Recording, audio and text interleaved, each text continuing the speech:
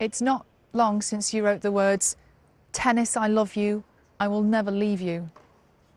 You wrote those words down and released the news that you're retiring. Are you ready to talk about that now? Yes, I feel good. It's been an emotional few weeks to go through those words, make sure I've tried to get them right, that they reflect of how I'm feeling, and thanking all the people I wanted to thank along the way, as it's been a very, very long journey, a good one, and I wish it would go on forever. Now it's going to change, and it's going to go on in a different manner, but I just wanted to let the fans and the people know who have supported me for so many years, and everywhere around the world, that I will still be seen. I love this game, and I will want to stay involved in some shape or form, and I won't be just a ghost or a stranger and not be around anymore. Why now? The last 3 years have been tough, to say the least.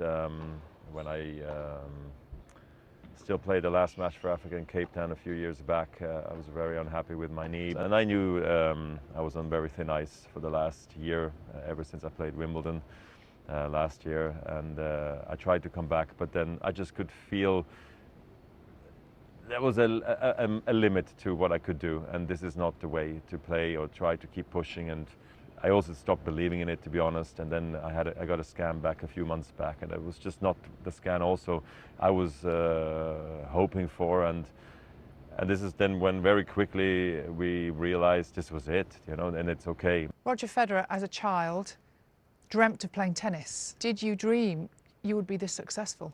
Never, never. I don't think anybody grows up and thinks they're going to win this much. You're happy with winning a Wimbledon title, which is already crazy, or becoming world number one and being the best. Coming from a small country, we don't have a base of so many players. So no, I could totally overachieved in my mind, and had a totally normal upbringing. So for me, it's been an absolute dream of a run that I've had for so long, and I know that, and that's why I'm totally happy to step away as well. The level of devotion is like nothing I've ever seen. What's that like, to be on the other side of? Well, and this is what's so, in a way, so sad about retirement. It's like that.